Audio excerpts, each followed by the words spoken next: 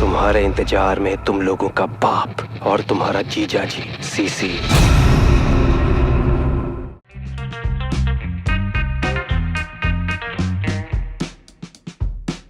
Good afternoon, everybody. I am Ranjini Banerjee from News 18 Showsha. So we have today with us Ayesha Sood, the director of the upcoming docu-series of Netflix, Indian Predator, The Butcher of Delhi. So welcome Ayesha to our platform. So right off the bat, I would like to start with a question.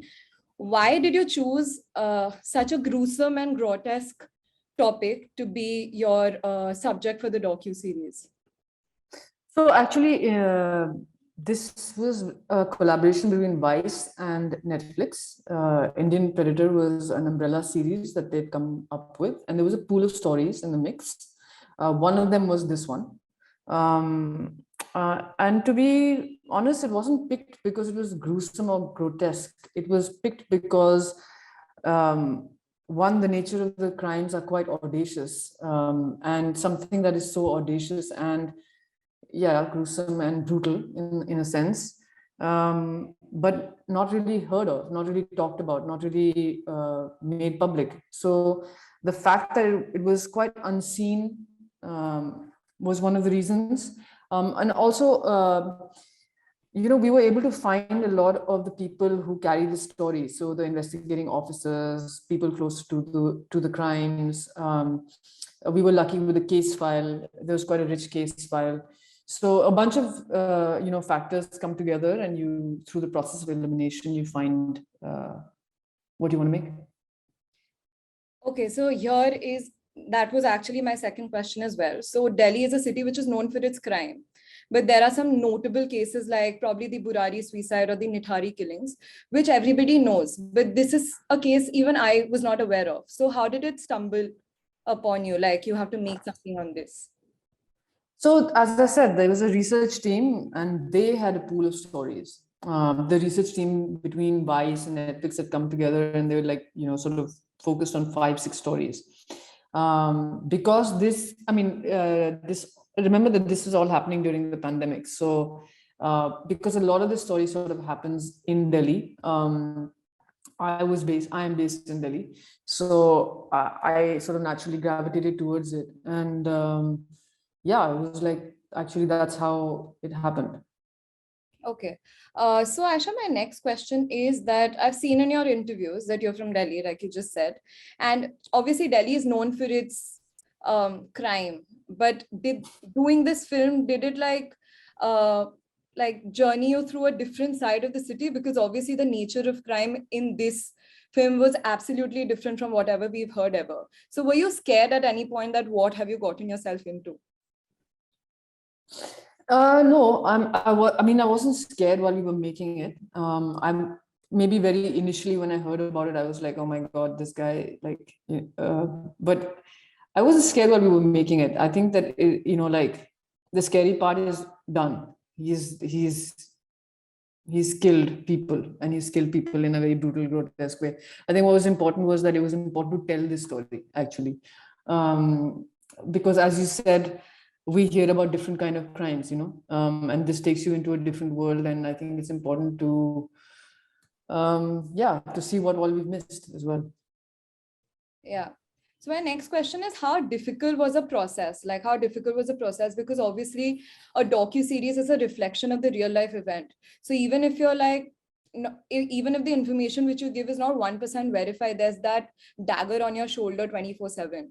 So how difficult was it? How difficult was the process throughout the film? Obviously, you said your research team worked a lot on it. So you as a director, were you ever like questioning that, is this correct or is this legit, or I'm doing a docu-series?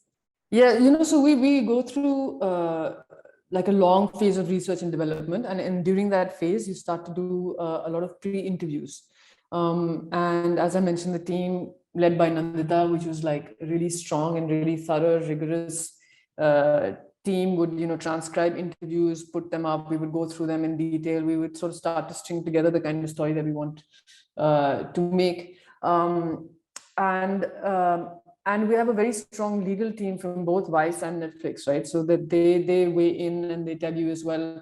The amazing part about any kind of filmmaking is that, you have a whole phase of editing. And during that phase of editing is when you are actually stitching things together. So you can go through another layer of figuring out actually what works and what doesn't work, and what is actually making sense cohesively, narratively, but also legally.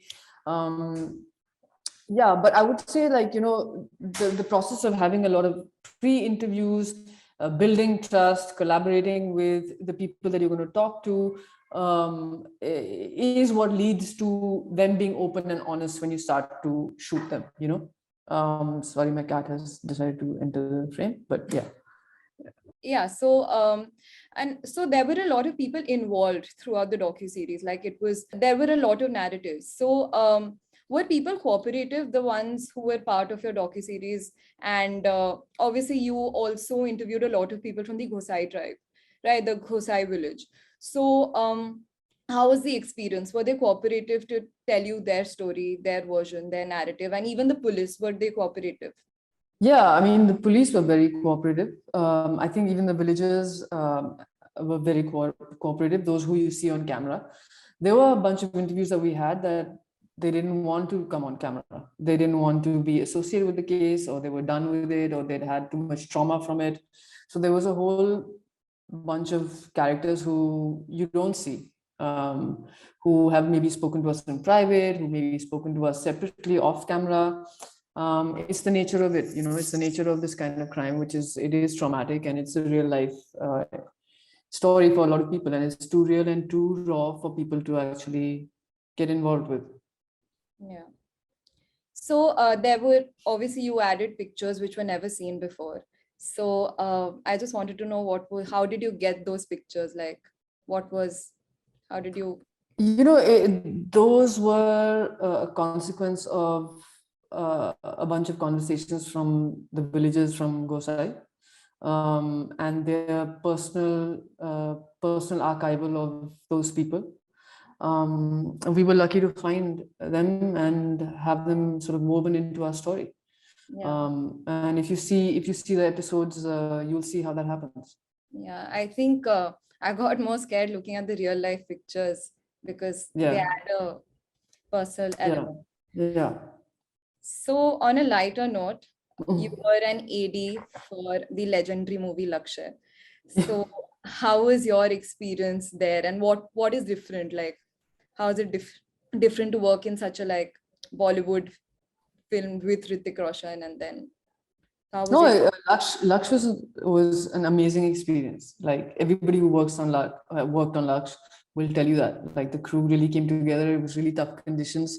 We were in Ladakh for many months. I mean, obviously it's very different, right? Like from documentary, everything is set up. It's a scale is a whole different scale. It's totally different, but like the fun and the experiences that you have together, like on making a story, on any kind of story, any kind of film set, like the crew comes together and has its own, sort of bonding and good times, like doing it as well. So different experiences, different scale. Obviously you're setting things up. It's not a real story. So yeah, different but amazing. Yeah. Lastly, I just wanted to ask how did you feel that this docu-series or documentary was your calling in cinema? Like, this is what you want to do. I mean, I love both.